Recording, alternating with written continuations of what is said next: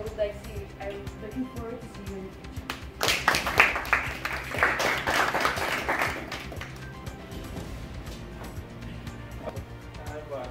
There are experts, so they know how to do short.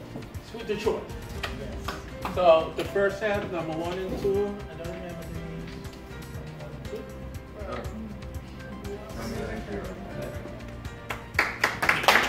A very good speech. I liked it very much. You have a very clear voice, very pleasant on the ears,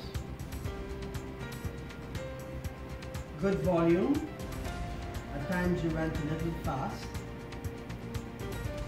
and everything was very good. But only one thing, you could have done a little bit more vocal variety. When you started off also, your opening was a little bit weak. You could have started off by saying something like,